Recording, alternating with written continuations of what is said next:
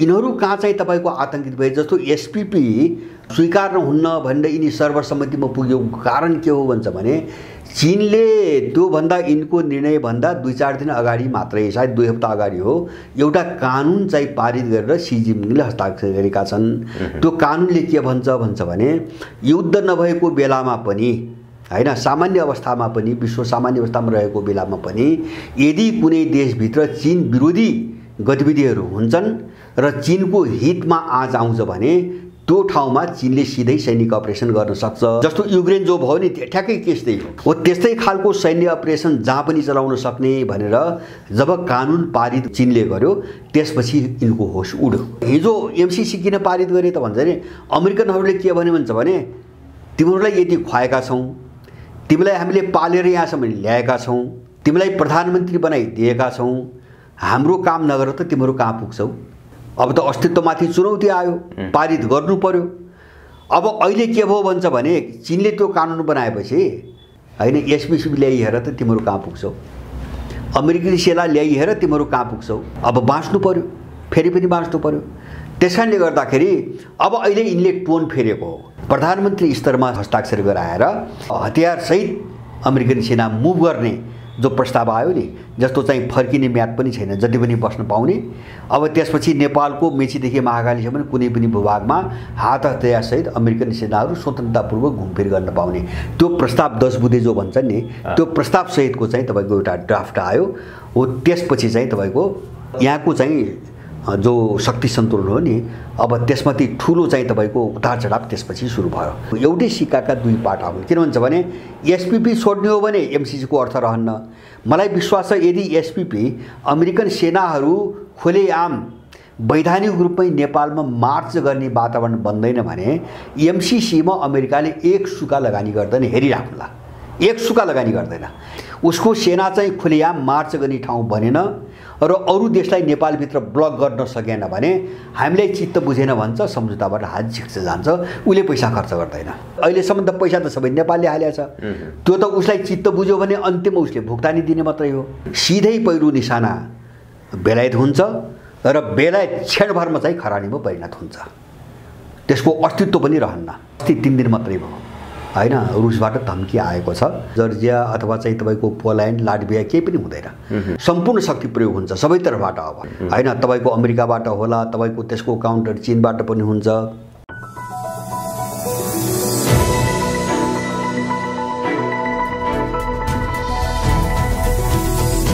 हिमाल online TV. नेपालको राजनीति पछिल्लो केही दिन यता नयाँ सिराबाट विकास भइरहेको देखिन्छ। गठबन्धन सरकारभित्र दरार पैदा भएको छ। त्यसैगरी वाम एकताका तीव्र प्रयासहरू अगाडि बढिरहेका छन्। राजा ज्ञानेन्द्रको विदेश भ्रमणलाई लिएर पनि त्यतिकै टिक्का टिप्पणी भइरहेको छ। त्यसैगरी अन्तर्राष्ट्रिय प्रसङ्गमा रुसले 3 दिन अगाडि मात्र बेलायतलाई खरानी बनाइदिने चेतावनी दिएको छ। पछिल्ला राष्ट्रिय अन्तर्राष्ट्रिय विकसित राजनीतिक घटनाक्रमहरूमाथि केन्द्रित भएर कुराकानी गर्दैछौँ। त्रिमूल नेपालका अध्यक्ष राजनीतिक विश्लेषक भरत दाहालसँग स्वागत छ यहाँलाई। हजुर धन्यवाद। नेपालको राजनीतिमा अहिले देखिएका घटनाक्रमहरूको खेल समीकरण र यसको गन्तव्य के हो? मैले नेपालको यहाँको जो भूराजनीतिक एउटा सङ्कट छ, यो सङ्कट आफ्नो एउटा उत्कर्ष हुँदै अब यो चाहिँ पतनको दिशातिर अथवा चाहिँ यो जो उत्कर्ष थियो यिनीहरूको यो ह्रासको दिशातिर गएको मैले देख्छु। अब नेपालको राजनीति भूराजनीति के हो भन्छ भने यिनै शक्ति राष्ट्रहरू जो चाहिँ अन्तर्राष्ट्रिय स्तरमा लडिरहेका छन् वर्चस्वको निम्ति, उनीहरूले आफ्नो प्रभुत्वको निम्ति नेपालको भूराजनीतिमा जुन खेल खेलिरहेका छन् त्यसको असर चाहिँ यहाँको राजनीतिमा देखा परिरहेको छ।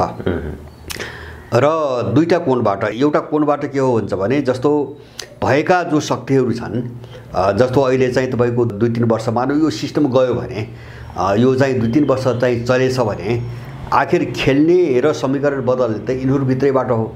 त्यसकारणले एउटा खेल के भइरहेछ भन्छ भने यही भएका दलहरूलाई आफ्नो अनुकूलतामा कसरी राख्ने, त्यो ब्यालेन्स कसरी मिलाउने भन्ने एक थरी शक्तिहरू छन् हैन। जस्तो केपी ओली र चाहिँ प्रचण्डलाई जोडियो एकपटक एमसीसीलाई हेरिकन। अब त्यो नभएपछि शेरबहादुर प्रचण्ड माधव नेपाललाई जोडियो र अब एमसीसी पारित भएपछि त्यसले अर्को कोर्स लिँदैछ। माने जो दलाल कित्ताभित्र अर्को कोर्स चाहिँ सुरु हुँदैछ। त्यो सुरु केले गर्दैछ भन्छ भने त अन्तर्राष्ट्रिय शक्तिहरूको जो टक्राउको स्थिति पैदा भयो एमसीसी पछि, एमसीसी हुँदै यो एसपीपीसम्म आउँदा हैन, जस्तो एसपीपी कहिले गरेको हो भने जिम्मेदारी कसैले लिँदैन अहिलेसम्म हैन। न त्यो जिम्मेदारी सेनाले लिइरहेको छ, न एमाले, न काङ्ग्रेसले, न माओवादीले। यसले के सङ्केत गरिरहेको छ भन्छ भने यिनीहरू अत्यन्तै ठुलो आतङ्कबाट गुज्रिरहेका छन्। किन त्यो जिम्मा लिने बित्तिकै चाहिँ यिनीहरूको स्थिति के हुने हो भन्ने कुरा पनि अनिश्चित छ। माने भूराजनीति त्यति चाहिँ तपाईँको विस्फोटक भएर गयो। त्यसकारणले यो पछिल्लो चाहिँ एसपीपीको चाहिँ सन्दर्भ उठिसकेपछि यो दलाल कित्ताभित्र एउटा चाहिँ नयाँ समीकरण र सन्तुलनको प्रयास भइरहेको छ। र मलाई के लाग्दैन भन्छ भने अब यिनीहरूसँग विचार छैन, दृष्टिकोण छैन, अथवा कुनै मूल्य मान्यता छैन। यिन त कस्तो हो भन्छ भने दल भनेको कस्तो हो भन्छ भने उही चाहिँ तपाईँको तौल नाप्ने चाहिँ ढ्याक हुन्छन् नि, कुनै मिलिग्रामका हुन्छन्, कुनै ग्रामका हुन्छन्, कुनै किलोग्रामका हुन्छन् होइन।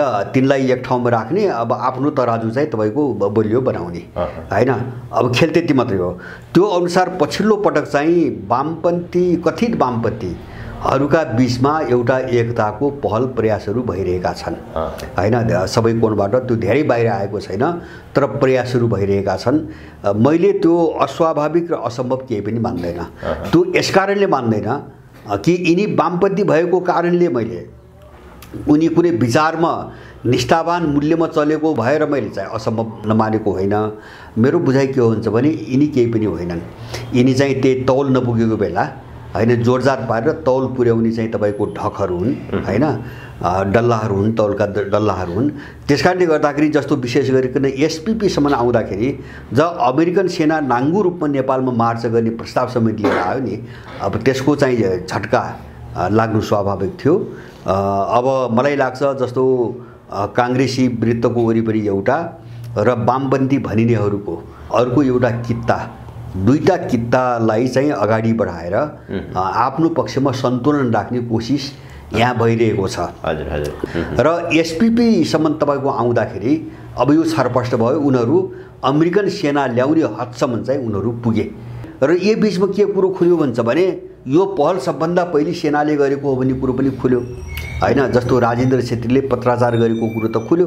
हजुर हजुर। अब त्यो खुलिसकेपछि मलाई लाग्छ मेरो अनुमानमा त्यसको चाहिँ तपाईँको असर अर्को शक्तिलाई चाहिँ तपाईँको नराम्रोसँग पुग्यो र अहिले चाहिँ त्यसैकै परिणाम जस्तो वामपन्थी अब अलिकति चिनियाहरूको चाहिँ तपाईँको यिनीहरूलाई जोडजाड पारेर कमसेकम पनि काङ्ग्रेसले जुन ढङ्गले नेपाललाई पुरै चाहिँ अमेरिकन चाहिँ लगामबाट दौडाउन खोजिरहेको छ, यसलाई अलिकति सन्तुलनमा राख्नुको निम्ति पनि त्यो आवश्यकता महसुस उनीहरूलाई भएको हुनुपर्छ। र त्यो अलिकति त्यो खेल्ने ठाउँ उनीहरूलाई कहाँ छ सजिलो हुन्छ भने पहिलो कुरो त यिनीहरूको मुकुन्ड वामपन्थी छ, कम्युनिस्ट पार्टी छ। अब त्यो धङधङी यिनलाई पनि राख्नु परेको छ भोटको निम्ति। दोस्रो कुरो यिनीहरूले भाइचारा सम्बन्ध कायम गरेका छन् हैन। त्यो भित्र मन नलागेर होस् अथवा चाहिँ तपाईँको अब एउटा चालबाजीको रूपमा होस्, यिनीहरूले चाहिँ भाइचारा सम्बन्ध राखेका छन्। भाइचारा सम्बन्ध भनेको सबभन्दा नजिकको शक्ति हो। त्यसकारणले त्यसका विरुद्धमा चाहिँ खुला रूपमा चाहिँ उभिन चाहिँ एकदमै गाह्रो छ, असम्भव जस्तै छ। अब व्यक्तिले अब चाहिँ आफ्नो कुरो राख्न सक्ने भयो, तर संस्थागत रूपमा उभिन गाह्रो छ। सायद यही यस्तै चिजहरूलाई अलिकति उपयोग गरेर काङ्ग्रेसलाई अलि सन्तुलनमा राख्ने भन्ने चाहिँ चिनिया प्रयास पनि हुनसक्छ। किन यो बिचमा अब चिनियाहरूको भेटघाटका जो समाचार आए हैन, प्रचण्डलाई भेटेका, केपी ओलीलाई भेटेका कुराहरू आए, त्यसपछि यिनीहरूको बिचमा अलिकति मोर्चा अथवा सहकार्य अथवा चाहिँ एकताका सन्दर्भहरू पनि अलि पहिलेदेखि उठ्न खोजिरहेका छन्। तर हामीले बुझ्ने के हो भन्छ भने यो चाहिँ तपाईँको नेपालको भूराजनीति मैले अघि नै पनि भने उत्कर्षबाट चाहिँ तपाईँको अब ह्रासतिर अगाडि बढ्यो हैन।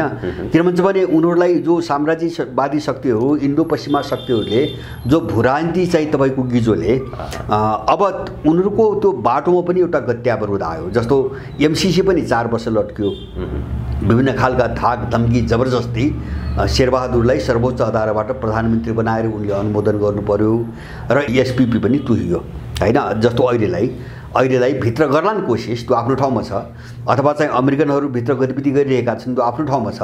तर चाहिँ कानुनी रूपमा चाहिँ एसपिपीको च्याप्टर बन्द भयो क्याबिनेटले नगर्ने भनी निर्णय गरेपछि। अब लुकीछिपी गर्ने कुरा मात्रै आयो। अब यो यो यो आवश्यकता किन भयो त भन्छ भने त्यो चाहिँ ती शक्तिहरूका अगाडि उत्पन्न भएको अवरोधको कारणले हो, किन उनलाई पनि बाटो सहज भएन। अब उनलाई पनि अगाडि बढ्ने बाटो सहज भएन। अब यहाँभित्रका शक्तिलाई पनि अगाडि बढ्ने बाटो सहज छैन। त्यसकारणले अहिले जो समीकरण छ यो ब्रेक हुनुको विकल्प छैन, यो टुट्नुको विकल्प छैन। त्यसकारणले यसको एउटा पाटो के हो भन्छ भने राज्य दिन प्रतिदिन क्षीण हुँदै जाने, कमजोर हुँदै जाने, हैन, अराजकताको शिकार हुँदै जाने, तरलताको शिकार हुँदै जाने।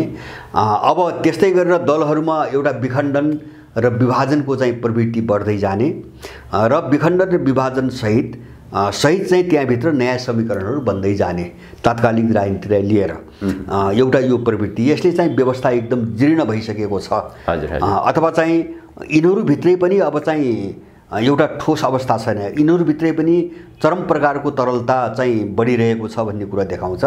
र तेस्रो अर्को पाटोमा मैले के देख्छु भन्छ भने अब यो पश्चिमा शक्तिहरूले जस्तो अब यो दलहरूको त हेरे नि, बडो मुस्किलले बडो ठुलो शक्ति लगाएर अमेरिकनहरूले खुला रूपमा धम्की नै दिएर एमसीसी पारित गरेनौ भने हामी चाहिँ तिम्रो सम्बन्धमा चाहिँ हामी पुनर्विचार गर्छौँ, वा चाहिँ तपाईँको नेपाललाई अन्तर्राष्ट्रिय जग्गाबाट आउने ऋण र अनुदानको विषयमा हामी चाहिँ बहस अगाडि बढाउँछौँ।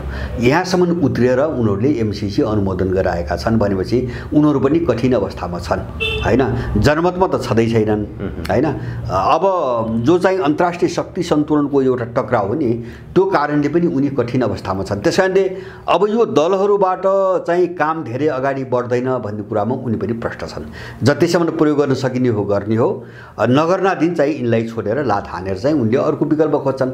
अब त्यो विकल्पका रूपमा बाहिरबाट कसरी मान्छेलाई पजल गर्ने, हैन, कसरी मान्छेलाई गुमराहमा पार्ने, कस्ता खेल खेल्ने भन्ने प्रयासहरू पनि यहाँ भइरहेको मैले देख्छु। अब त्यो प्रयासका पछाडि मैले के देख्छु भन्छ भने यो व्यवस्था बचाइराख्ने, हैन, यो व्यवस्थालाई जोगाइराख्ने, तर चाहिँ अमुक कुनै पात्रहरूलाई भ्रष्टाचारी एउटा चाहिँ तपाईँको लोकप्रियता बटुल्ने तर सार्प व्यवस्था जोगाउने, हैन। अब किन भन्छ भने मान्छेहरूको तत्कालको मनोविज्ञान जो यिनीले गरेका अपराधहरूबाट मान्छे फ्रस्ट्रेट छ, त्यो फ्रस्ट्रेट मनोविज्ञानलाई चाहिँ तपाईँको ब्ल्याकमेलिङ गरेर कसरी यो व्यवस्था जोगाउने अर्को खेल खेल्ने भन्नेतिर उनीहरू लागिरहेको देख्छु। यसले पनि के देखाउँछ भन्छ भने उनीहरू साह्रै ठुलो अप्ठ्यारोमा चाहिँ पर्दै गएका छन्।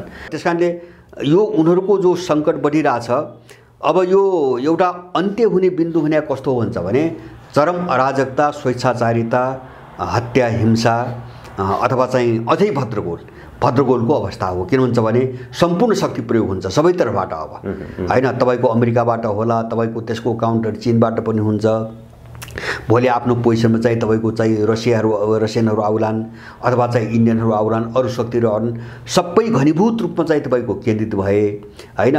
किन उनीहरूभित्रको चाहिँ लडाइँ उत्कर्षमा पुगिरहेको छ युक्रेन सङ्कटपछि।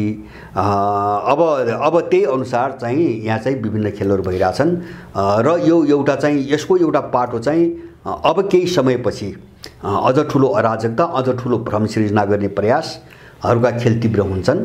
किन यो क्षय हुँदै गइरहेको छ र यसको अर्को पाटो के भन्छ भने यो क्षय हुँदै गइरहेको छ र यिनीहरू पनि सङ्कटमा छन्, अप्ठ्यारोबाट गुज्रिरहेका छन् भन्ने चिजलाई, यो विकासको प्रक्रियालाई बुझेर चाहिँ भन्ने हो भने अब यसको निकासको सम्भावना एकदम उज्यालो हुँदै पनि गएको छ। यो बेला चाहिँ आम नेपालीले अहिलेसम्म भोगेका जो गोलचक्कर, हैन, षड्यन्त्र, भ्रमजालहरू, हैन, तपाईँको यहाँबाट चाहिँ फुत्क्यो त्यहाँ फसाउने, त्यहाँबाट फुत्क्यो त्यहाँ फसाउने, यिनी सबै खेलबाट नेपाली मुक्त हुन सक्यो र विषयलाई समात्न सक्यो, पात्रलाई होइन। यहाँ एउटा डरलाग्दो समस्या के छ भन्छ भने मानिसहरू पात्रको विकल्पमा दौडिरहेका छन्, पात्रले समाधान दिँदैन, हैन। त्यो पात्रको दृष्टिकोण र विचार मूल्यले अथवा त्यसको गन्तव्यले समाधान दिने हो। त्यसकारणले हामी विषयमा गएर बहस गर्न सक्यौँ र विषयलाई चाहिँ अलिकति चाहिँ छलफलमा ल्याउन सक्यौँ भने मलाई लाग्छ उनको कुनै पनि खेलले नेपालमा अब काम गर्दैन। नेपालको राजनीति पछिल्लो समय जुन ढङ्गले विकसित हुँदै अगाडि बढिरहेको छ अथवा सतहमा जस्तो प्रकारको घटनाक्रमहरू देखिएका छन्, त्यसले राजनीतिमा वास्तवमा के भइरहेको छ, कुन बाटोतर्फ जान खोजिरहेको छ आम नेपाली नागरिक यो राजनीतिलाई बुझ्न अलिकति कठिन भएको हो कि भन्ने जस्तो कुरा। जस्तै एमसीसी अनुमोदन गराउनको लागि माधव कुमार नेपाल, झलनाथ खनालहरू एक भए। केही हप्ता अगाडिको उनीहरूको भनाइ, उनीहरूको विचार सुन्दाखेरि आम निर्वाचनसम्म यही गठबन्धनको सरकार निरन्तर जान्छ भन्ने थियो। हिजो झलनाथ खनाल, माधव कुमार नेपालहरू जसरी एक भएर गए, एमसीसीमा एक भएर उभिए, अहिले चाहिँ फेरि चीनतिर अलिकति ढल्केको हो कि भन्ने त्यस्तो प्रकारको पनि आभास घटनाक्रमहरूले देखाउँछ। वास्तवमा यी व्यक्तिहरू चाहिँ कसको हुन्, अथवा उत्तरतिर बढी ढल्क्या छन् कि पश्चिमतिर ढल्क्या छन् कि कताबाट चलिरहेका छन्, अथवा मान्छे चाहिँ कसको हुन् भन्ने अलिकति बुझ्न अलिकति कठिन छ। कसका होइन, बुझ्न कठिन छैन। राजनीतिक हिसाबले अलिकति मान्छेले सोच्न सक्यो भने बुझ्न कठिन छैन। मेरो बुझाइ के हो भन्छ भने दलाल भन्ने तत्त्व कसैको पनि हुँदैन। पहिलो कुरो हामी किन दलालको काम दलाली गरेर आफ्नो फाइदा उठाउने मात्रै हो, होइन? र दलालको पेसा दलाली गर्ने हो, त्यो जसको पनि गर्छ। त्यस कारणले गर्दा नि हिजो चाहिँ तपाईँको अमेरिकनहरूको चाहिँ तपाईँको प्रेसर बढ्ता पर्यो, एमसीसी पारित गर्न भूमिका खेले। अब अहिले चाहिँ दुईवटा समस्या चाहिँ पैदा भए। अर्को एउटा समस्या के हो भन्छ भने एमसीसीसँग जोडिएको शक्तिका विरुद्धमा अर्को जुन शक्ति उभिएको छ उसको दबाब चाहिँ अब बढ्दै गयो, होइन? जस्तो मैले चीनकै नाम लिन्छु, किन एसपीपीसम्म आउँदाखेरि उसको दबाब अब बढ्दै गयो, एउटा चिज। त्यस कारणले गर्दाखेरि अब त्यो प्रेसरलाई पनि थ्याक्नु पर्यो, होइन? थ्याक्न नसक्ने भएपछि दलाली त गर्नु पर्यो, फेरि पनि दलाली गर्नु पर्यो। जसको प्रेसर बढी हुन्छ दलाली गर्नु पर्यो। एउटा त्यो दलालको चरित्रको कारणले यस्तो हुन्छ। हिजो पश्चिमबाट अलिक चर्को प्रेसर थियो, उनीहरू एकदम अब यो एसपीपी सम्म आइपुग्दाखेरि अब उत्तरबाट अलिक बढी प्रेसर मात्र होइन, अब चुनौती नै बेहोर्नु पर्यो। जस्तो यिनीहरू कहाँ चाहिँ तपाईँको आतंकित भए, जस्तो एसपीपी स्वीकार्न हुन्न भनेर यिनी सर्वसम्मतिमा पुग्यो। कारण के हो भन्छ भने चीनले त्योभन्दा यिनको निर्णयभन्दा 2-4 दिन अगाडि मात्रै, सायद 2 हप्ता अगाडि हो, एउटा कानुन चाहिँ पारित गरेर सी जिनपिङले हस्ताक्षर गरेका छन्। त्यो कानुनले के भन्छ भने युद्ध नभएको बेलामा पनि, होइन, सामान्य अवस्थामा पनि, विश्व सामान्य अवस्थामा रहेको बेलामा पनि यदि कुनै देशभित्र चीन विरोधी गतिविधिहरू हुन्छन् र चीनको हितमा आँच आउँछ भने त्यो ठाउँमा चीनले सिधै सैनिक अपरेसन गर्न सक्छ। चीनलाई त्यस्तो लाग्यो भने चीनको सैनिकले सिधै आक्रमण गर्न सक्छ, सिधै हस्तक्षेप अपरेसन। हजुर, जस्तो युक्रेन जो भयो नि ठ्याक्कै केस त्यही हो। युक्रेनमा जो चाहिँ जस्तो पुटिनले त युद्ध त भनेका छैनन् नि, उनले सैन्य अपरेसन भनेका छन्। हो त्यस्तै खालको सैन्य अपरेसन जहाँ पनि चलाउन सक्ने भनेर जब कानुन पारित चीनले गर्यो त्यसपछि यिनको होस उड्यो, होइन? जस्तो चाहिँ अब हिजो एमसीसी किन पारित गरे त भन्छ नि अमेरिकनहरूले के भन्छ भने तिमीहरूलाई यति खुवाएका छौँ, तिमीलाई हामीले पालेर यहाँसम्म ल्याएका छौँ, तिमीलाई प्रधानमन्त्री बनाइदिएका छौँ, हाम्रो काम नगर त तिमीहरू कहाँ पुग्छौ, होइन? गर्नु पर्यो। अब त अस्तित्वमाथि चुनौती आयो, पारित गर्नु पर्यो। अब अहिले के भयो भन्छ भने चीनले त्यो कानुन बनाएपछि अब सङ्केत त कतैबाट दियो होला, सिधै नभने पनि, होइन? एसपीसी ल्याइहेर त तिमीहरू कहाँ पुग्छौ, अमेरिकी सेना ल्याइहेर तिमीहरू कहाँ पुग्छौ, होइन? अब बाँच्नु पर्यो, फेरि पनि बाँच्नु पर्यो। त्यस कारणले गर्दाखेरि अब अहिले यिनले टोन फेरेको हो। तर यिनी वास्तव के हुन् भन्छ भने इन्डियन र पश्चिमाका दलाल नै हुन् यिनीहरू, होइन? किन चिनियाहरूले यिनलाई पाल्न लगानी गरेको छैन। चिनियाहरूको मात्र के हो, जस्तो चिनिया र रसियनको के हो भन्छ भने आफ्नो देशको निम्ति काम गर, हाम्रो हितका विरुद्धमा कुनै विदेशी शक्तिलाई खेल खेल्न नदेऊ, उनले भनेको त्यति हो अहिलेसम्म, होइन? चिनियाहरूले तिब्बतको मामिलामा पश्चिमा र यिनीलाई खेल्न नदेऊ त्यति नै भने हो, होइन? तर पालेको त उनले हो, यिनलाई यहाँसम्म ल्याएको पनि उनले हो। त्यसैले मान्छे हुन् चाहिँ यिनी इन्डो पश्चिमा, होइन? एजेन्टहरू हुन्, दलालहरू हुन्। तर चाहिँ अहिले चाहिँ विश्वको चाहिँ तपाईँको जस्तो यिनीहरू जुन कोर्सबाट आए, जुन प्रक्रियाबाट आए, अहिले चाहिँ तपाईँको विश्वको शक्ति सन्तुलन त्यो ठाउँमा छैन, होइन? जस्तो चाहिँ तपाईँको मूर्त रूपमा घोषणा नभए पनि यदि हामीले यो सारा विकासक्रमलाई हेरेर चाहिँ तपाईँको भन्ने हो भने लगभग अर्को विश्वको उदय भइसकेको छ। त्यो घोषणा पुटिनले त अस्ति सेन्ट पिटर्सबर्ग अन्तर्राष्ट्रिय आर्थिक फोरमको बैठकमा घोषणै गरे, पुरानो विश्वको अन्त्य भइसक्यो भनेर चाहिँ उनले घोषणै गरे, र त्यो यथार्थ हो। किन भन्छ भने अहिले यो पश्चिमा वर्चस्वको जो विश्व छ, जो विश्व व्यवस्था छ, अब यसले जति चिज विकास गरेको छ त्यसको समानान्तर उनीहरूले सबै चिज विकास गरिसके हैन।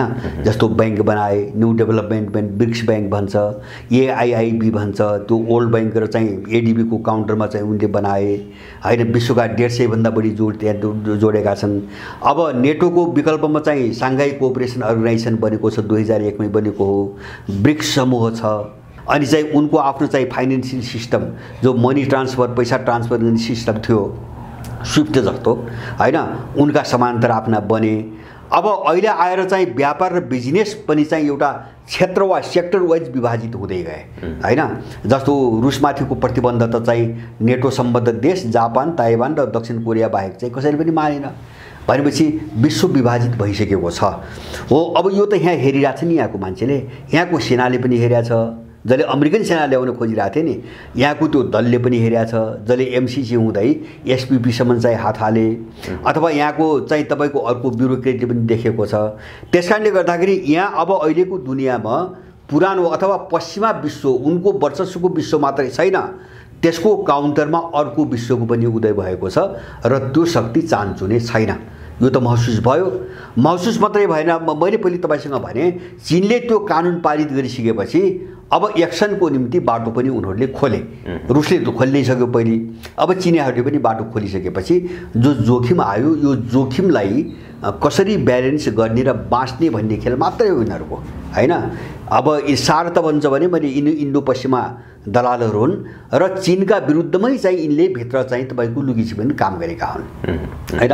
जस्तो चाहिँ तपाईँको माओवादी युद्धकालै हेर्नुहोस् हैन, उनले के गरे, उनले चाहिँ कुना कन्दरा, उनको मुख्य काम के, नेपालका चाहिँ तपाईँको मौलिकताहरूलाई मास्ने र चाहिँ हिमाली भेगसम्म चाहिँ तपाईँको चर्चहरू पुर्याउने बाहेक माओवादीले त केही पनि गरेन हैन। सभ्यता र कल्चरसँग जोडेका ठाउँमा आक्रमण गर्ने, भौतिक संरचनाहरू विध्वंस मचाउने, अनि चाहिँ हिमाली बेल्टसम्म चाहिँ दूरदराजका ठाउँमा चर्च पुर्याउने बाहेक त केही पनि गरेन। परिचालन त उनीले गरेका थिए, 10 वर्ष त इन्डियामा बस्याउने यिनीहरू हैन।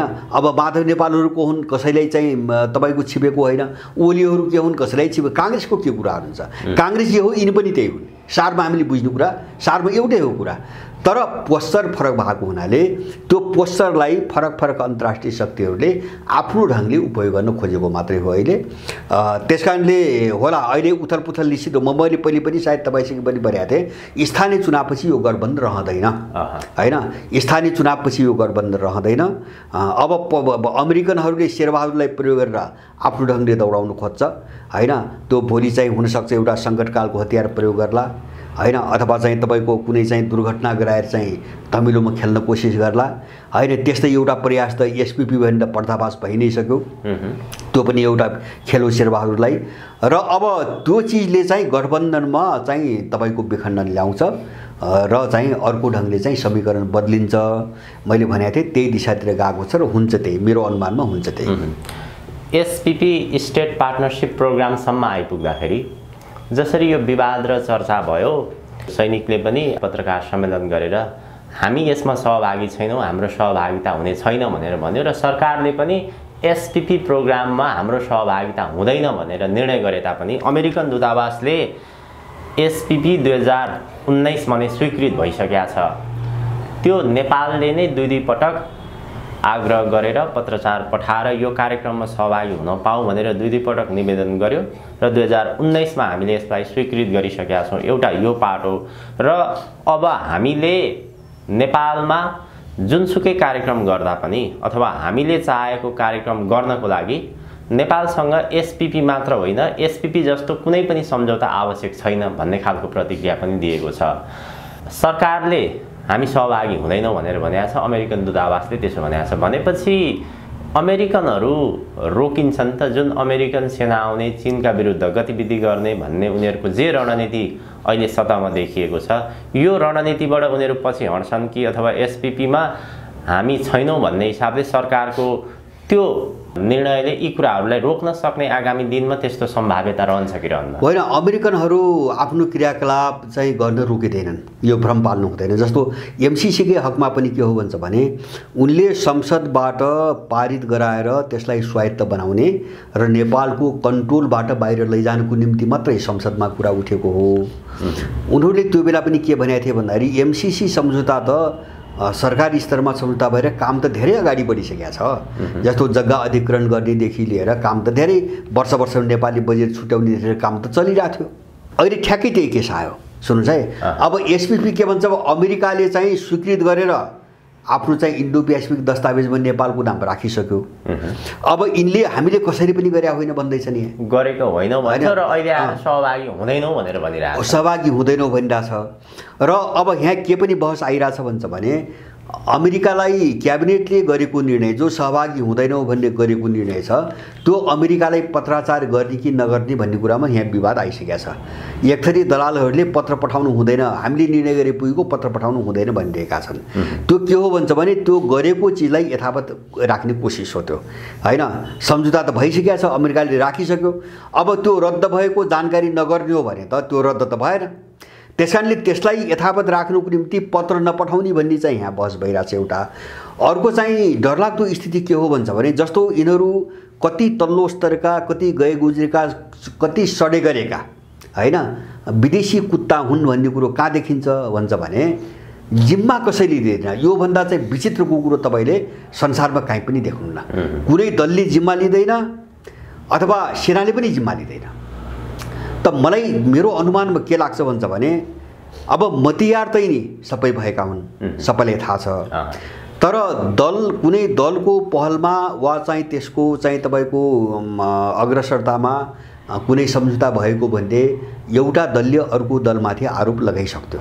फल्लो दलको पालामा यसरी हस्ताक्षर भएको, यसले गरेको हो भनेर यिनले आरोप लगाइसक्थे। कमसेकम एमाले र गठबन्धनका बिचमा यो जुहारी चल्थ्यो। तर उनीहरूले पनि निर्णायक रूपमा यसैले गरेको पनि कुनै प्रमाण त देखाइरहेको छैनन्, प्रमाण त देखाएको छैनन्। नदेखाउनुले मैले के बुझ्छु भन्छ भने यसका पछाडि मुख्य भूमिका सेनाकै छ।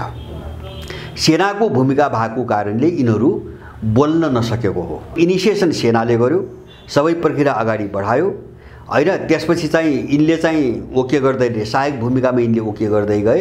अब अहिले सेनाले गर्यो भन्न यिनी सकिरहेका छैनन्, होइन। अब अनि चाहिँ यिनीहरू बिचमा एक आपसमा यसले गरेको हो भनेर पुष्टि गर्न पनि सकिरहेका छैनन्। भनेपछि यो त कस्तो भन्छ भने यो त दरबार हत्याकाण्ड जस्तो भयो, यो त दार्जुलिङ हत्याकाण्ड भयो। भने यिनी अपराधीहरूको कुरूप अनुवाद फेरि उदाङ्गो भयो। यत्रो अपराध गर्छ, जिम्मा कसैले लिँदैन भने, जिम्मै लिँदैन भने त्यो राज्य कुन ठाउँमा पुगेको छ, राज्य कस्तो भइसकेको छ, हामीले यतिबाट अनुमान गर्न सक्छौँ।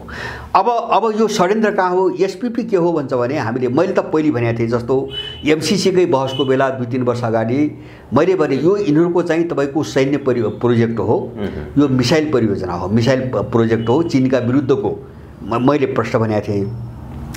अब कतिपय उनले नै पालेका मान्छे, कतिपय अबुझहरूले, होइन, त्यसमा असहमति पनि जनाए।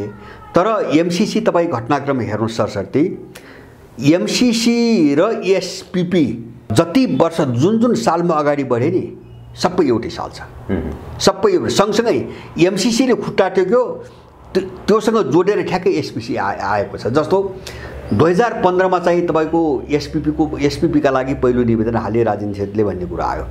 त्यो कुन वर्ष हो भन्छ भने अमेरिकनहरूले नेपालमा कस्तो परियोजना अगाडि बढाउने भनेर 2010-11 देखि जो सर्वे सुरु गए, त्यो सर्वे 15मा सक्यो र यिनले रिपोर्ट फाइनल गरे र एमसीसी नेपालमा ल्याउने भनेर चाहिँ निष्कर्ष निकाले, होइन। बाबुरामले यो पहल सुरु गरेको, होइन, प्रधानमन्त्री हुँदाखेरि।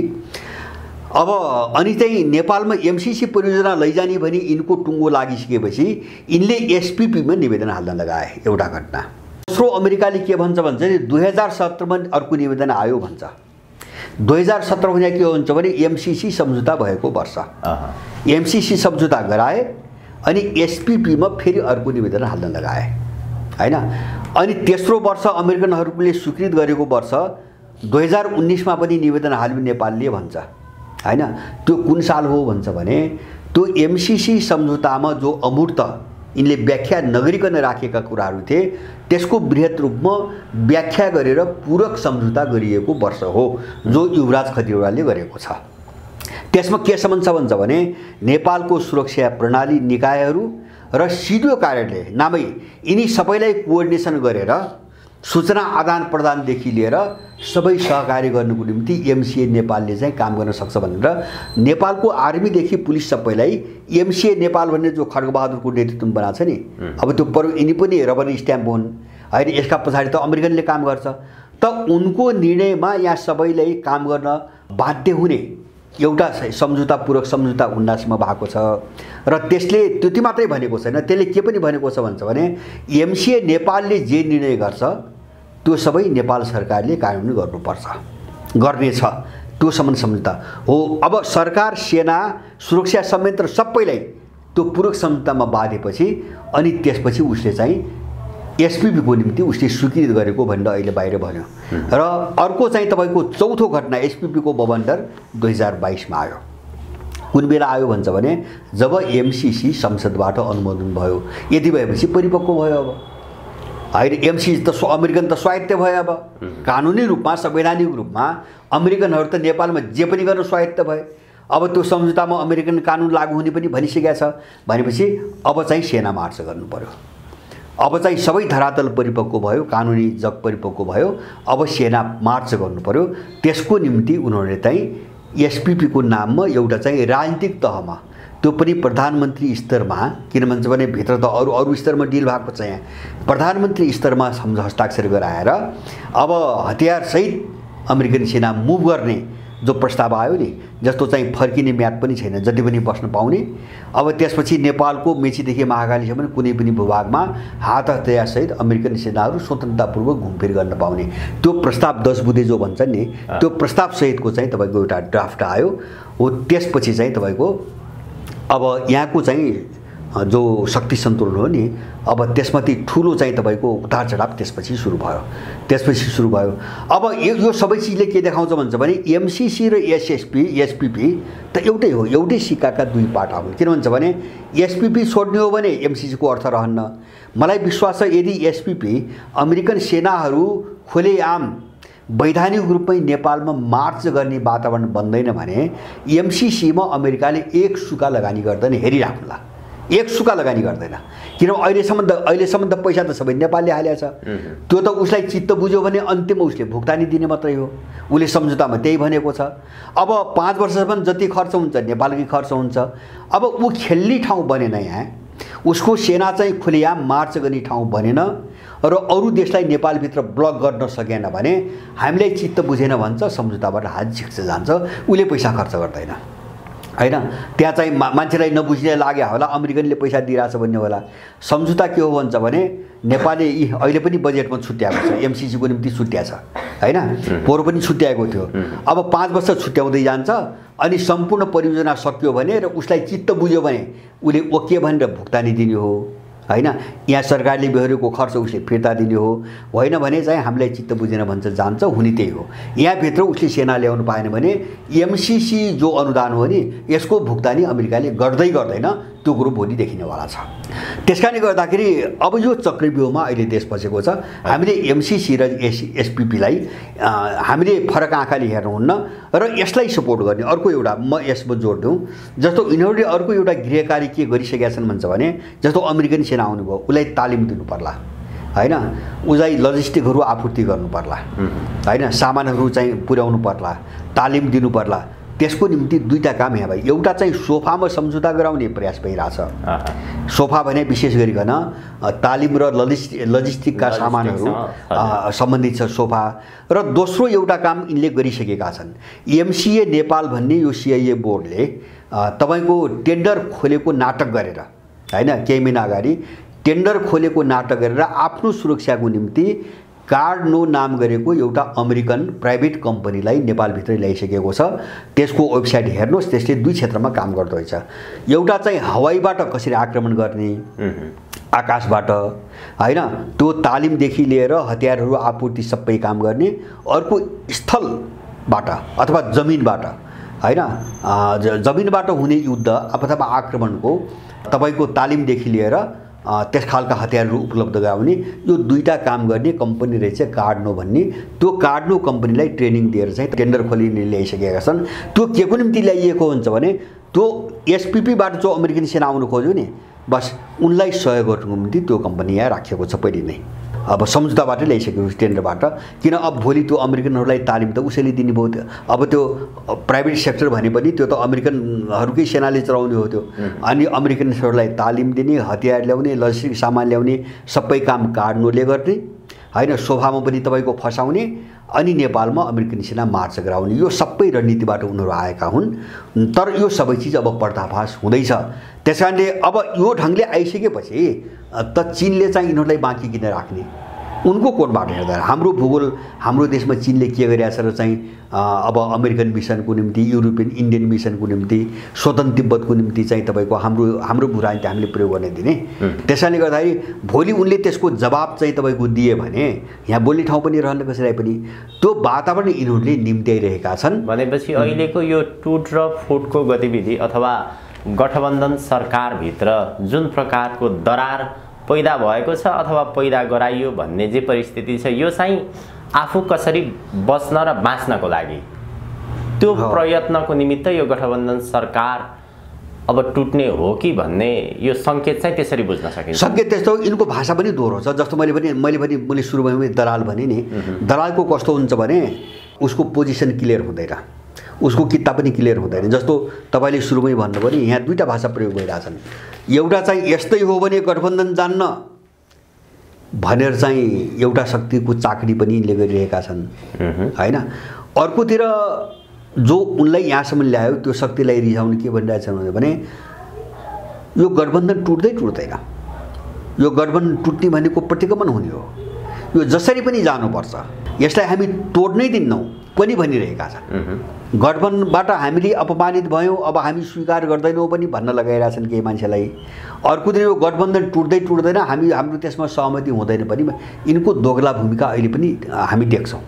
बोलीमा चाहिँ तपाईँको एउटा स्पष्टता छैन, किन त्यो सबै खालका शक्तिहरूको चाकरी हो हामीले बुझ्ने। उनको भाषा सबै खालका हामीले तिम्रो निम्ति काम गरिरहेछौँ भने हो। जस्तो अब सिआइएको, युरोपियनहरूको, इन्डियनहरूको निम्ति चाहिँ तपाईँको काम गर्नुको निम्ति, चित्त बुझाउनुको निम्ति देउबासँगको गठबन्धन टुट्दैन पनि भन्नु पर्यो होइन।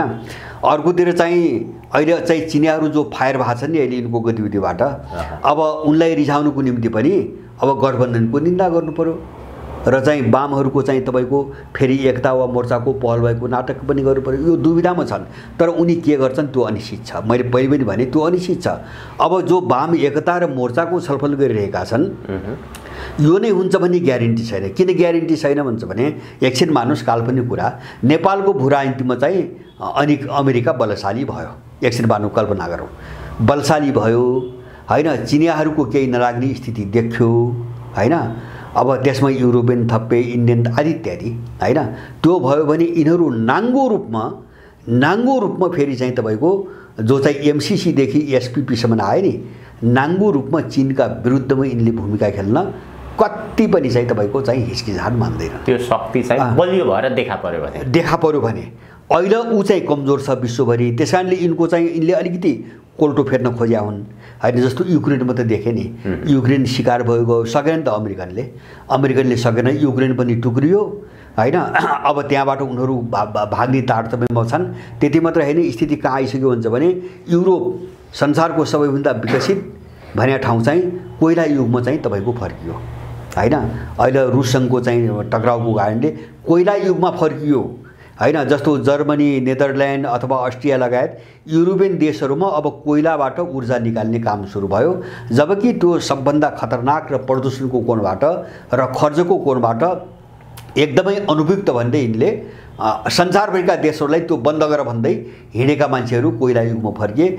माने अब त्यो स्थिति छ र चाहिँ यिनीहरू चाहिँ तपाईँको अब अलिकति चाहिँ आफ्नो टोन बदल्न खोज्या हुन्। भोलि चाहिँ जसको शक्ति तपाईँको बलियो हुन्छ, मलाई त्यति मात्र होइन, मलाई त के विश्वास हुन्छ भने एकछिन अर्को पाटोबाट कल्पना गरौँ, युरो अमेरिकन शक्ति ढल्यो, पराजित भयो, अब यहाँ केही गर्न सक्ने हालत पनि भएन। अब ताइवानबाट पनि भाग्नु पर्यो होइन, अब युक्रेनबाट पनि भाग्नु पर्यो अथवा उनीहरू बिचमा विभाजन र विखण्डनको तीव्र लहर चलिरहेछ होइन, त्यसको उनीहरू शिकार भए। र अर्को नयाँ विश्व व्यवस्था जो पुटिनहरूले भनिरहेका छन् त्यो मूर्त रूपमा अगाडि आयो र त्यसलाई टक्कर दिन सक्ने शक्ति पश्चिमाहरूको रहेन भने यिनले साम्राज्यवाद मुर्दाबाद भनेर यिनले सडकमा नारा लगाउँछन्, फेरि उल्टो भूमिका खेल्छन्। यिनले चाहिँ अमेरिकी साम्राज्यवाद मुर्दाबाद भनेर त्यो चाहिँ मुठी कसेर चाहिँ सडकमा सबभन्दा अगाडि देखिने यही माधव नेपाल हुन्छ, यही प्रचण्ड हुन्छ, यही केपी ओली हुन्छ हैन। अब यिनी मान्छेहरूको चाहिँ गणना हिसाब गरेर साध्य छैन राजनीतिक क्षेत्रमा। माने यिनी प्रयोगको निम्ति चाहिँ मैले भने नि तौल पुर्याउनुको निम्ति राखिएका डल्ला हुन्, यिनी तौलका डल्ला मात्रै हुन् हैन। अब जसले पनि आफ्नो तौल पुर्याउनुको निम्ति यिनलाई प्रयोग गर्न सक्छ, बस त्योभन्दा बढ्ता यिनलाई बुझ्न एकदम जरुरी छैन मेरो आफ्नो बुझाइमा। अहिलेको पछिल्लो नेपालको विकसित राजनीतिक घटनाक्रमहरू हेर्दाखेरि एउटा चाहिँ गठबन्धन सरकार रहने कि नरहने, अर्को व्यवस्थामै पनि विभिन्न प्रकारका प्रश्नहरू अथवा जोखिमहरू देखा पर्न सुरु गरेका छन्, अर्कोतर्फ आम निर्वाचनको कुरा छ। यो सन्दर्भमा आम निर्वाचनको सन्दर्भमा चाहिँ अहिले नयाँ नयाँ दलहरू, नयाँ नयाँ अनुहारहरू पनि देखा पर्न सुरु गरेका छन्। ठ्याक्कै राजनीतिले कुन कोर्स लिन्छ भन्न सक्ने अवस्था छैन। तयारी हेर्दा चौतर्फी रूपमा देखिन्छ। निर्वाचन हुने सम्भावना कति र जुन नयाँ अनुहारहरू देखा परेका छन् त्यसको सङ्केतलाई, त्यसको पाटोलाई कसरी केलाउन सकिन्छ?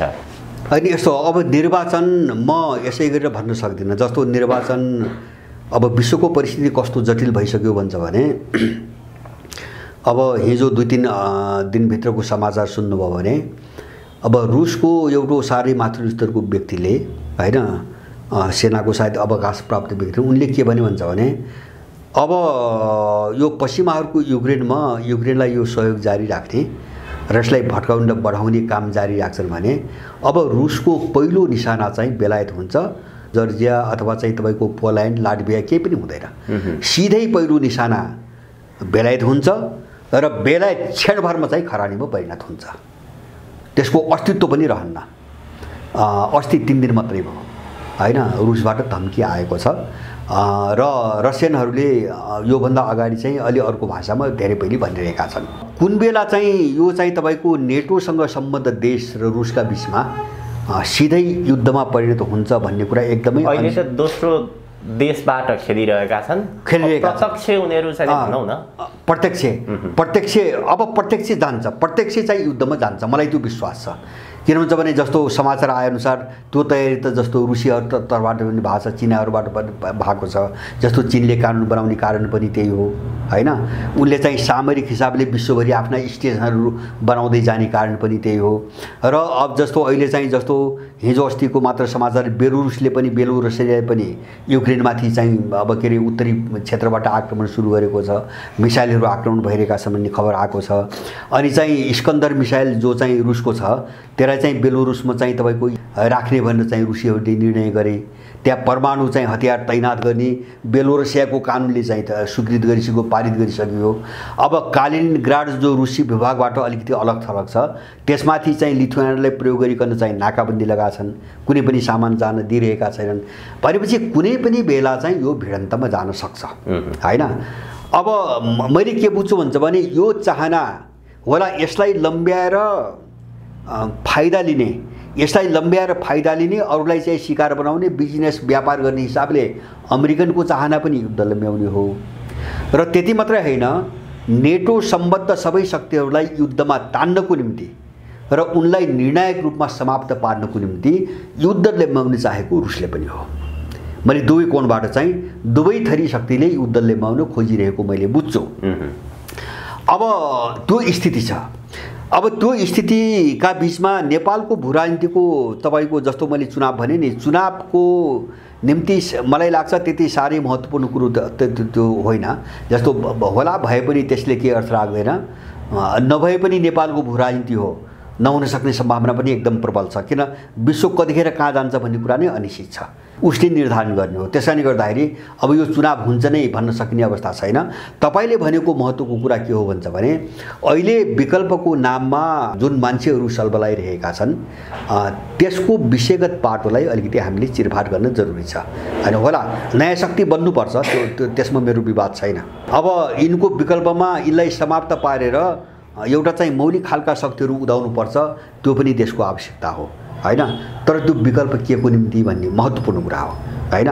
जस्तो चाहिँ मैले सुरुमै पनि भने नि, यो इन्डो पश्चिमा शक्ति विशेष गरेर अमेरिकनहरूको एउटा खेल यहाँ के छ भन्छ भने अहिलेको व्यवस्थालाई चाहिँ जोगाइराख्ने, जस्तो संघीयता, धर्मनिरपेक्षता अथवा चाहिँ आदि इत्यादि नागरिकताका धेरै प्रावधानहरू छन् यहाँ, यो सबै चिजलाई चाहिँ तपाईँको जोगाइराख्ने जसरी पनि, किन यो संविधान त यिनको हो होइन, संविधान त उनको हो।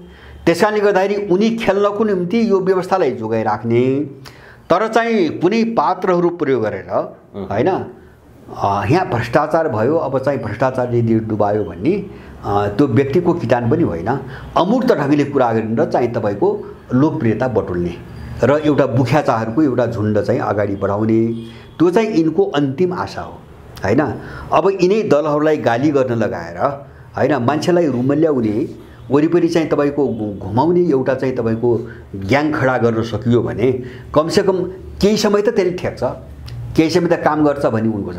तर चाहिँ हामीले मैले भने नि हामीले 2-3 कुरामा मात्र 2-4 कुरामा हामीले ख्याल गर्नुपर्छ। यहाँ पहिलो कुरो, यस्ता व्यक्तिहरूले यो व्यवस्था ठिक छ भनिरहेका छन् होइन, हामी त्यहाँ बुझौँ यो व्यवस्था प्रणाली ठिक हो, यो आयातित प्रणाली ठिक हो, यो विदेशीहरूको संविधान ठिक हो भने ती व्यक्तिहरू बाबुराम प्रचण्ड, माधव नेपाल, ओली, शेरबहादुर, महन्त ठाकुर, राजेन्द्र महतोभन्दा फरक होइनन्।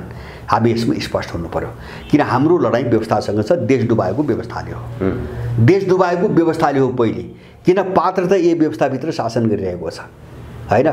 पात्र व्यवस्थाबाट अलग रहेर चाहिँ पात्रले चाहिँ देश भाँडेको त होइन, भाँडेको त व्यवस्था हो, किन त्यो मेकानिजम हो, व्यक्ति खेल्ने मेकानिजम त व्यवस्था हो, व्यक्ति टेक्ने चाहिँ जग त व्यवस्था हो। त्यस कारणले समस्याको जड व्यवस्था हो, पहिले हामीले बुझ्नु पर्यो। दोस्रो कुरा हामीले बुझ्नु के पर्यो त भन्छ भने, जसले भ्रष्टाचारको कुरा गरिरहेका छन् तिनले के भनिरहेका छैनन् भन्छ भने, यिनी चाहिँ पार्टी नेतृत्वमा रहेका अथवा यिनी पार्टीहरू भ्रष्टाचारी लुटेरा हुन् होइन। हामी चाहिँ जितेपछि वा हामी सत्तामा गएपछि यिनको सम्पत्ति सर्वस्व हरण गरेर यिनलाई हामीले जेल कोच्छौँ भनिरहेका छैनन् होइन, र यिनले भन्दैनन् पनि। मलाई विश्वास छ यिनले भन्दैनन् पनि होइन, किन त्यो जोखिम मोल्दैनन्, किन भन्छ भने वर्ग एउटै हो, सर्कल एउटै हो होइन। जस्तो यहाँ भ्रष्टाचार भइरहेछ होइन, तपाईँको दलहरूले भ्रष्टाचार गरिरहेछन्, यो अमूर्त कुरा भयो, तर उनले मूर्तिकरण कहाँ गर्दैन भन्छ भने यिनी पार्टीका नेतृत्व, जस्तो मैले भने नि प्रत्येक व्यक्तिका नाम टिप्दै यिनी भ्रष्टाचारी हुन् एक, र दोस्रो हामीले यिनको सम्पत्ति जफत गरेर राष्ट्रियकरण गरेर यिनलाई हामीले दण्डित गर्छौँ र जेल हाल्छौँ भन्दैनन्। दलहरू भ्रष्ट भए भनेर चाहिँ भनिरहेछन्, त्यो त अमूर्त कुरा भयो। त्यो दलहरूले कुन ठाउँमा टेकेर कसरी भ्रष्टाचार गरिरहेको छ भन्ने कुरा चाहिँ कसरी गरिरहेका छन् र गर्ने को हो यसको अगुवाई गर्ने, त्यो यिनले किटान कुनै पनि हालतमा गर्दैनन् होइन। जब गर्दैनन् भने ती मान्छे खतरनाक हुन्, हामीले त्यहाँ बुझ्नु पर्यो होइन। त्यो मात्र होइन, अरू पनि समस्या छन् देशका। एसपीपी देख्नु हो तपाईँ, उनीहरू बोल्दैनन् होइन। अमेरिकन सेना नै मार्च गर्ने ठाउँमा आइसक्यो, उनीहरू बोल्दैनन् होइन। खुला सीमानासी नागरिकता विधेयक आउँदैछ, सारा विदेशीहरूलाई अब चाहिँ नागरिकता एकदम रद्दीको टोकरीमा फाल्ने कागज जस्तो गरेर नागरिकता बाँड्न अर्को विधेयक जाँदैछ, त्यसमा उनीहरू बोल्दैनन् होइन। किन त्यो नागरिकतामा संयुक्त खेल्छ, इन्डो पश्चिमाहरूको संयुक्त खेल्छ, त्यहाँ इन्डियाको मात्रै छैन। उनीहरू खुला सिमानामा बोल्दैनन्, उनीहरू चाहिँ नेपालको भूमि अतिक्रमणमा बोल्दैनन्, उनीहरू यो शिक्षा प्रणाली, यो विदेशी शिक्षा प्रणाली जसले आम नेपालीहरूलाई विदेशीकरण गरिरहेको छ, देश मारिरहेको छ, यसलाई उल्टाउने कुरा बोल्दैनन्। जस्तो स्वतन्त्र भन्ने कतिपयहरू जितेका छन् त, स्थानीय निकायमा अहिले आफूले जित्नुभन्दा अगाडि भएका भ्रष्टाचार छानबिन गर्न सकिन्न, कसले रोक्यो, कसले रोकिरहेको छ, यिनीहरू गर्दा यो छानबिन पनि गर्दैनन् होइन। छानबिन त गर्नु पर्यो जितिसकेपछि, योभन्दा अगाडिको लुट चाहिँ तपाईँको फिर्तार्नु पर्यो, तिनलाई दण्डित गर्नु पर्यो, मुद्दा चलाउनु पर्यो, त्यो उनीहरू गर्दैनन्। माने देशको जो मूलभूत समस्या छ त्यो विषयमा यिनीहरू बोल्दैनन्। यिनीहरू चाहिँ दलहरूलाई दोष देखाउँछन्, त्यो पनि अमूर्त रूपमा, त्यो मूर्त गरेर होइन। जस्तो पार्टीहरूले भ्रष्टाचार गरे, के भने थियो, कसलाई भनेको, के भनेको, कसलाई भनेको, यस्तो समस्या छ। त्यसैले हामी कहाँ जानु पर्यो, हामी विषयमा जानु पर्यो।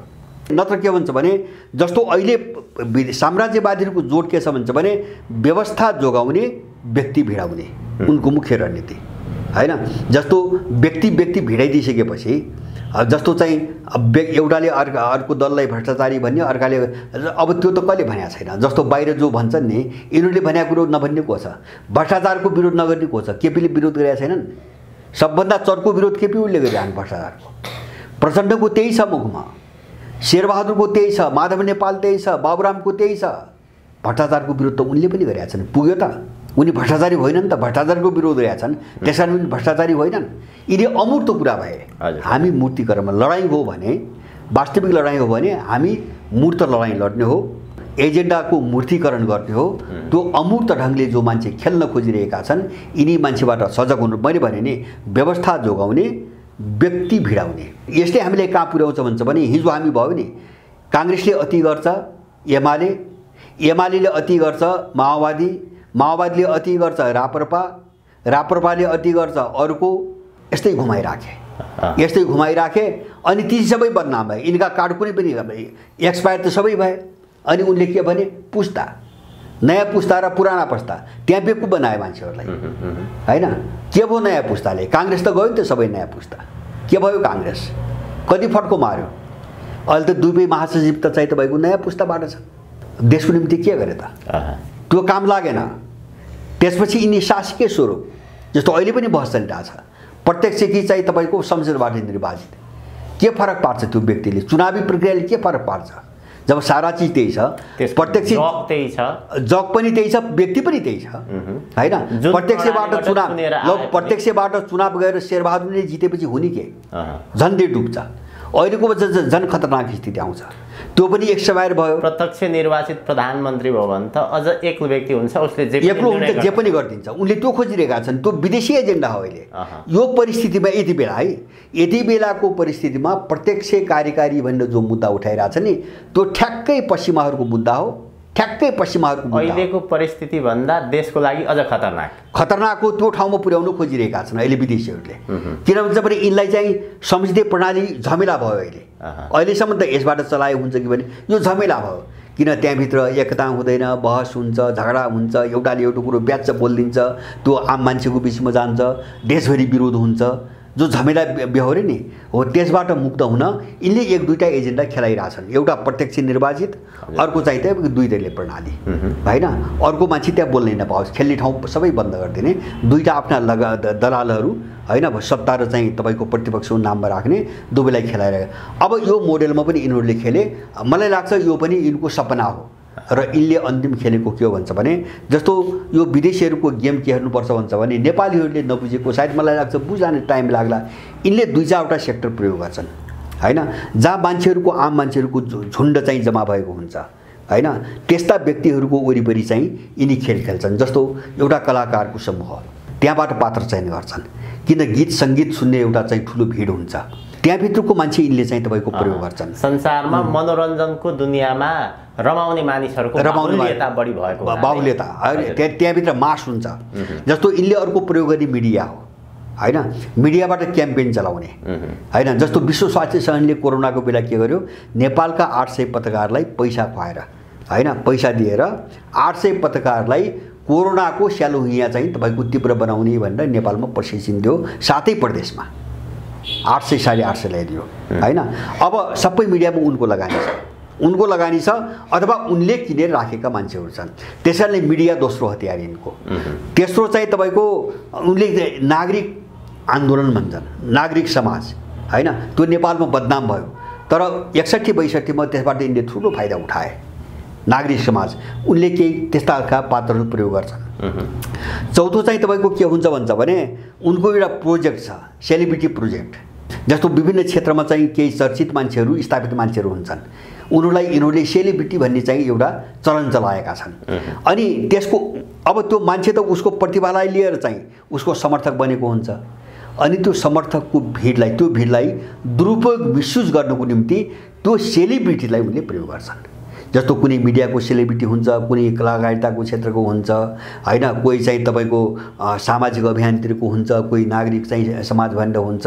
यस्ता अलिकति चाहिँ तपाईँको ख्याति प्राप्त अथवा चिन्नेका मान्छेहरूलाई प्रयोग गर्ने, उचाल्ने र उनका वरिपरिको चाहिँ जो जनमत छ नि तिमीलाई गुमराहमा पार्ने, बेकुफ बनाउने। र अब त्यो भयो भने के हुन्छ भन्छ भने एउटा ठुलो शक्ति त नष्ट हुन्छ नि त, दुरुपयोग हुने भयो, गलत बाटोको दिग्भ्रमित हुने भयो। त्यसैले उनका विरुद्धको लडाइँ कमजोर हुन्छ र उनीहरू केही समय अगाडि चाहिँ तपाईँको बढ्ने मौका पाउँछन्। यो सबै खेल यिनीहरूले खेलिरहेका छन् अहिले हैन। यो सडक बाटोको विकल्पको नाममा अथवा स्वतन्त्रको नाममा यहाँ कोही व्यक्तिको विषयमा हामीले जानु छैन। हाम्रो लडाइँ कुनै व्यक्तिसँग पनि होइन, तर राष्ट्रका विरुद्ध, देशका विरुद्ध र बारबुदेका नाममा जो नेपालमाथि जो षड्यन्त्र भयो, जुन हतियार हानियो, त्यसलाई संरक्षण गर्ने हिसाबले जो तत्त्व आउँछ, यसको बचाउमा, यो व्यवस्थाको बचाउमा जो तत्त्व अगाडि आउँछ, त्यसका विरुद्धमा हामी कठोरतापूर्वकै प्रस्तुत हुनुपर्छ, चाहे अबुझ भिडले अहिले जेसुकै भनोस्। हजुर दाइ, हामी कार्यक्रमको लगभग अन्त्यतर्फ छौँ। नेपालमा 2058 सालमा दरबार हत्याकाण्ड भयो। दरबार हत्याकाण्ड हुनुभन्दा अगाडि एउटा स्थायी शक्तिको रूपमा नेपालमा राज संस्था थियो। दरबार हत्याकाण्ड भइसकेपछि त्यो स्थायी शक्तिको अन्त्य भयो र 62-63 को दोस्रो जनआन्दोलनपछि त अलिअलि बाँकी रहेको एउटा राज संस्थाको औपचारिक रूपमै अन्त्य भयो भनेर भनिन्छ। तर नेपालको राजनीतिमा यो संस्थाको नाम बारम्बार उल्था भइरहन्छ। दरबार वास्तवमा कहीँ पनि गएको छैन।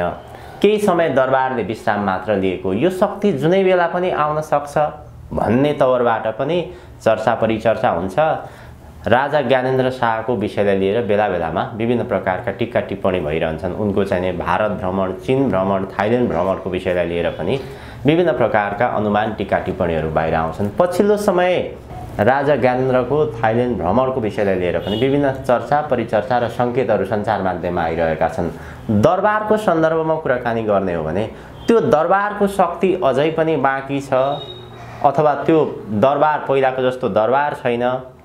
बाहिर विभिन्न प्रकारका टिक्का टिप्पणी आउँछन् नि। दरबार कति बलियो छ, हामीले कति यसलाई प्राथमिकताका साथ हेर्न सकिन्छ अहिलेको परिस्थितिमा?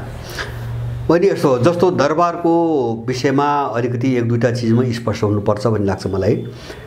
त्यो चाहिँ एउटा शक्ति हो हैन, किन सयौं वर्षदेखि चल्दै आएको राज्यको चाहिँ तपाईको मेरुदण्ड भावनाले एउटा शक्ति हो।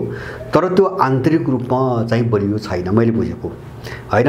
उसको आन्तरिक जो शक्ति हो नि त्यो साह्रै कमजोर छ, किन उसका वरिपरि चाहिँ भरपर्दा मान्छेहरू चाहिँ नभएको मैले देख्छु सबै घटनाक्रम हेर्दा। सायद मलाई लाग्छ आन्तरिक रूपमा बलियो भइदिएको भए उसको कुनै न कुनै भूमिका स्पष्ट रूपमा अगाडि आउँथ्यो र अगाडि बढ्थ्यो। तर ऊ बलियो भने कहाँ हो भन्छ भने पछिल्लो कालमा त्यसको पक्षमा जनमत छ। यो दलहरूको जुन अपराध देखे त्यसले गर्दाखेरि जनतामा त्यसको जनमत एकदमै बढेको छ। दोस्रो कुरा। तेस्रो कुरा, अन्तर्राष्ट्रिय शक्तिहरूलाई अहिले सङ्कट के छ भन्छ भने जस्तो दलहरूबाट अब काम नहुने भयो, सोचे जस्तो नहुने भयो। अब यिनले चाहिँ सडकबाट निकाल्न खोजेका तथाकथित विकल्पहरू पनि अगाडि बढेनन् भने जस्तो कोसिस त पहिले पनि गरेका छन्। बाबुरामदेखि लिएर विभिन्न खालका प्रयोग त गरे यिनले विकल्पको नाममा, तिनी सबै असफल भए र अहिले गरिरहेको कोसिस पनि सफल हुन्छ भन्ने कुनै ग्यारेन्टी छैन। मेरो तर्फबाट त सम्भावनै छैन। यस्तो भयो भने अब हिजो जसले चाहिँ तपाईको दरबार हत्याकाण्ड गराए वा राज संस्था फ्याँके, ती शक्तिहरू पनि यसैलाई उपयोग नगरिकन हाम्रो बाटो नखोल्ने हो कि भन्ने ठाउँमा पुगेको देखिन्छ। त्यसैले गर्दाखेरि आफ्नो रणनीतिमा त्यसलाई चाहिँ तपाईको पुनर्स्थापना गर्न सकिन्छ भने अलिकति चाहिँ सौदाबाजी त्यससँग गर्नुपर्छ भन्ने ठाउँमा उनीहरू पनि पुगेका छन्। त्यस्ता केही सङ्केतहरू देखिन्छन् हैन। यी चाहिँ उनीहरूका आफ्ना कुराहरू भए। अब मेरो तर्फबाट मलाई लाग्यो के हो भन्छ भने नेपालको भूराजनीति यदि कसैले बुझेको छ भने दुई तीनटा कुरामा प्रष्ट हुनुपर्छ। मैले त्यो राज संस्था सन्दर्भ पनि मैले त्यही कुरा गर्छु, मैले धेरै पटक भनेको छु। जस्तो म कुनै पनि पात्रलाई केन्द्रबिन्दुमा राखेर म राजनीतिक बहस गर्ने बाटोमा म जाँदिनँ। मेरो चाहिँ तपाईको मुख्य मुद्दा हो राष्ट्र पहिलो भन्ने हैन। राष्ट्र सर्वोपरि छ, राष्ट्रभन्दा माथि कोही पनि छैन, न राजा छ, न दल छ, न संविधान छ। त्यसकारणले राष्ट्रभन्दा माथि कोही छैन, पहिलो कुरा। दोस्रो कुरा, नेपालको भूराजनीति के हो भन्छ भने यो संसारका सबैभन्दा ठुला शक्ति राष्ट्रहरूका बीचको जो इन्ट्रेस्ट हो त्यसको टक्राउको कारणले नेपालको भूराजनीति यस्तो भएको हो। अब कस्ता शक्तिको बीचमा टक्राउ छ भन्छ भने मैले पहिले पनि सिकेँ, एउटाले पश्चिमा विश्व व्यवस्थाको प्रतिनिधित्व गर्छ, अर्कोले नयाँ विश्व व्यवस्थाको प्रतिनिधित्व गर्छ, उदयमान शक्तिको प्रतिनिधित्व गर्छ। यिनको बीचमा केही पनि मिल्दैन, सबै चिज अलग अलग बनिसकेको छ। त्यसकारणले अब यो यस्तो भूराजनीतिभित्र, यस्तो चाहिँ तपाईँको विस्फोटक भूराजनीतिभित्र सबै देशहरूलाई मिलाएर चित्त बुझाएर चाहिँ अगाडि ल्याउन सक्ने कुनै पनि एजेन्डा नेपालमा यति बेला छैन। त्यस्तो कुनै पनि एजेन्डा छैन। एजेन्डा नभएपछि के हो भन्छ भने अब खुलेर एउटा चाहिँ भूमिका खेल्ने कुरा हो। देशको निम्ति चाहिँ मैले देखेको के हुन्छ भने देशप्रति चिन्ता हो। मैले राजाको सन्दर्भमा कुरा गरे, देशप्रति चिन्ता हो हैन, र यो दुरावस्थाबाट देशलाई मुक्त गर्नुपर्छ भन्ने सोच हो भने इन्डो पश्चिमी शक्तिका विरुद्धमा खुलेर भूमिका खेल्नुको कुनै पनि विकल्प छैन। अर्को कुनै ठाउँबाट चाहिँ त्यो संस्था पुनर्स्थापित हुँदैन हैन। त्यसकारणले हामीले यति बेला चाहिँ कल्पना गर्न सक्ने एउटा चाहिँ देशको चाहिँ यो सङ्कट समाधानको दिशामा एउटा सक्रिय भूमिका सहितको राष्ट्र संस्थाको हामीले परिकल्पना हामी त्यहाँ बहस गर्न सक्छौँ हैन। अब त्यो भएन भने अर्थ केही पनि हुँदैन।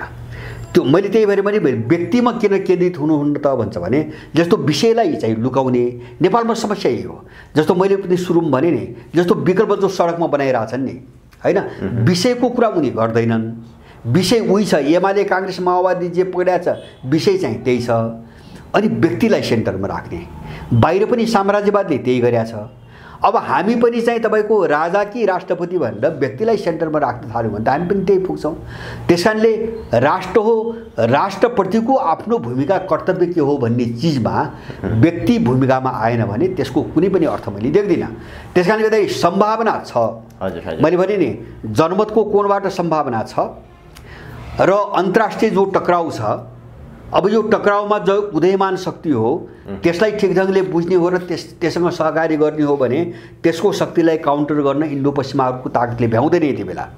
त्यो कोणबाट पनि सम्भावना छ। अब जस्तो चाहिँ बाहिरका कतिपय राजनीतिक समूह अभियानहरू जो छन्, कतिपयको धारणा पनि मैले यस्तै देख्छु देश हेरिकन अहिले। किन भन्छ भने र मेरो कुरो पनि के हुन्छ भने कमसेकम अब त्यो राष्ट्र संस्थाको भूमिका देशको भू राजनीतिमा एउटा हस्तक्षेपकारी भूमिका, यसको समाधान गर्ने इष्ट गन्तव्य र एउटा दिशासहितको एउटा स्पष्ट दिशासहितको भूमिका हुन्छ भने त्यससँग सहकारी गरेर जानुपर्छ। मेरो पनि स्पष्ट कुरा त्यही हो हैन।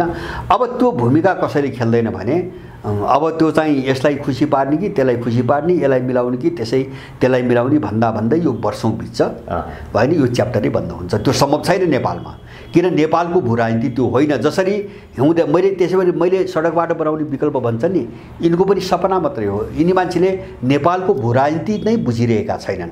भू राजनीति कहाँ गएर फसेको छ त्यो नै बुझिरहेका छैनन् र यिनको सपना चाहिँ यिनको मूर्खता कहाँ देखिरहेको छ भन्छ भने दुई चारवटा पपुलिस्ट कुराहरू गर्ने, मान्छेलाई बेकुफ बनाउने यिनी अल्लाहले बेरोजगार होइन फ्रस्ट्रेटेड मान्छेहरूलाई बेकुफ बनाउने होइन, 200-400 मान्छे झुन्डहरू खोज्ने, जिन्दाबाद मुर्दाबाद गराएपछि राजनीति भइहाल्छ भन्ने यिनको सोच होइन।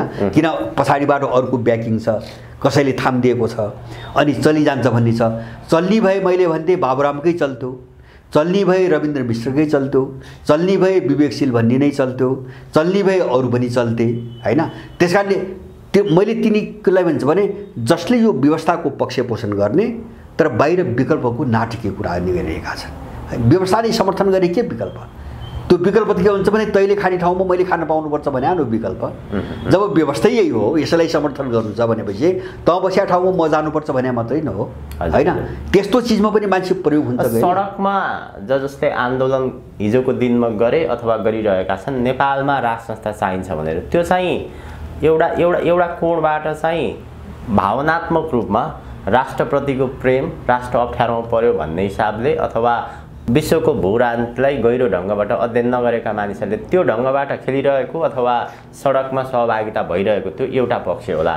राष्ट्र संस्थाको सन्दर्भमा चाहिँ राष्ट्र संस्था मौन रहनुको सन्दर्भ चाहिँ के देखिन्छ? ऊ कुनै पनि शक्तिलाई टेकेर स्थापित हुन चाहन्छ अथवा होइन, प्रष्टधारमै आउन चाहन्छ? यसमा दुईटा कुरा है। मैले पहिले तपाईँले उठाएको प्रसङ्ग टुङ्ग्याउँदै, जस्तो बाहिर राष्ट्र संस्थाको पक्षमा जो जनमत देखिन्छ, जिन्दाबाद मुर्दाबाद गर्छन्, उनको भावना राम्रो छ, त्यो सम्मान हो कि किन देशप्रतिको चिन्ता हो, अप्रत्यक्ष रूपमा देशप्रतिको चिन्ता हो। तर उनीहरू कहाँ जानुपर्छ अब भन्छ भने भूमिकासहित त्यो कुरा गर्नु पर्यो। जस्तो राष्ट्र संस्था फर्केर होइन संवैधानिक सेरेमोनियल अथवा जेसुकै भनौँ अहिले ल्याएर चाहिँ तपाईँको एउटा संस्था आयो भने मात्रै देशको सङ्कट समाधान त हुँदैन। त्यसकारणले त्यो राष्ट्र संस्थाको भूमिका के हो त्यो विषयमा पनि के हुनुपर्ने हो, के हुनुपर्छ, अब त्यसमा पनि उनीहरू प्रश्न हुनु पर्यो एउटा। दोस्रो चाहिँ अब तपाईँले उठाएको दोस्रो तपाईँको प्रश्न के हो भन्छ भने मैले बारम्बार भनेको छु नेपालको राष्ट्र संस्थाले यदि चाहिँ फर्किने हो भने कम्बोडियामा अब त्यहाँबाट जनताबाट फालिएका राजा नरोत्तम सिमानुकले हैन आफ्नो देशभित्र अमेरिकन हस्तक्षेपको विरुद्धमा 30 वर्षसम्म लडेर जो मोर्चाको नेतृत्व गरे र अमेरिकनलाई धपाए र त्यसैको पुरस्कार स्वरूप फ्याँकिएका राजा पुनर्स्थापित भए। त्यो भूमिका चाहिँ यहाँ खेल्न जरुरी छ। मैले बारम्बार भनेको त्यो जरुरी छ। अब यो भूमिका चाहिँ हुँदैन भने त्यसको विषयमा बहस गर्न मैले कुनै पनि औचित्य देख्दिनँ हैन। किन हामी कुनै व्यक्तिलाई उठाउने र पछाड्नुको निम्ति हामी जन्मेका होइनौँ। हाम्रो जिन्दगी त्यस्तो चाहिँ दुरुपयोग गर्नु हुँदैन हैन। तर एउटा चाहिँ तपाईको जस्तो इतिहासको तुलना गर्दा जस्तो अलिकति त्यो भूमिकामा आउनुपर्छ भनेर मैले किन भनिरहेको छु भन्छ भने त्यो सम्भावना छ इतिहास हेर्दा। जस्तो इतिहास हेर्दा पनि के हुन्छ भने कमसेकम यी दलहरू जो अपराधी देशघाती हैन साबित भए यस्तो चाहिँ काम नेपालको कुनै पनि राजाले गरेको छैन। देशका विरुद्धमा नेपालको राजाले कुनै पनि अपराध गरेको छैन पहिलो कुरा। दोस्रो कुरा चाहिँ यिनको जस्तो कुशासन होला। अब सत्तामा राजनीतिक पार्टीमाथि प्रतिबन्ध लाग्यो होला आदि इत्यादि। तर चाहिँ यिनको जस्तो कुशासन, यिनको जस्तो दण्डहीनता, यिनको जस्तो स्वेच्छाचारिता कुनै पनि राजाहरूको शासनको पालामा भएको छैन। हामी यसमा स्पष्ट हुनुपर्छ। कमसेकम त्यो पंक्ति देशविरोधी पंक्ति होइन।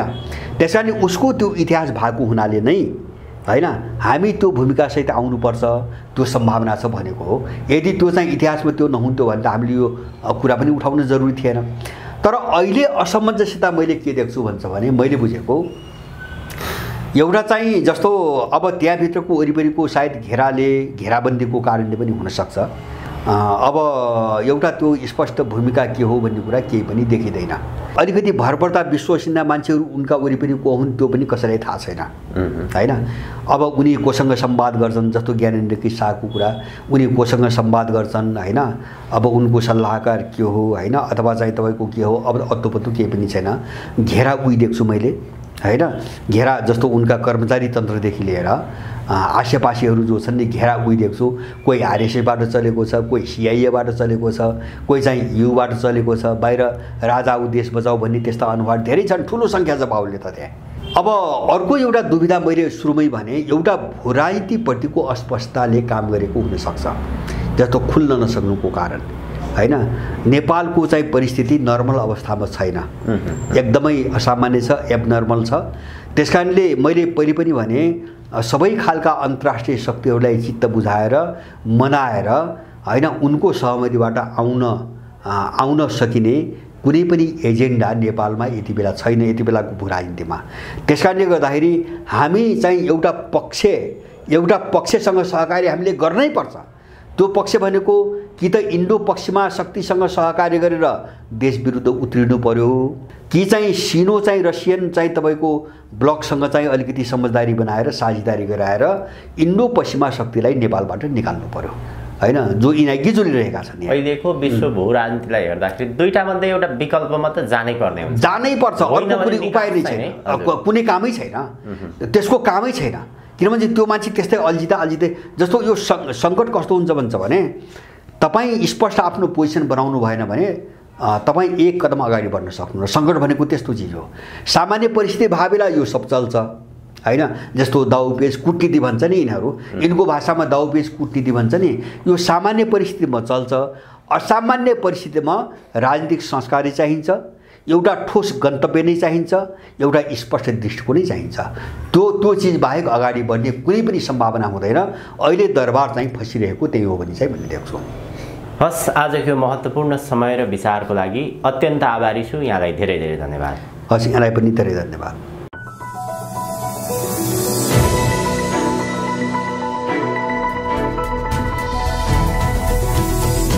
हिमाल अनलाइन टिभी।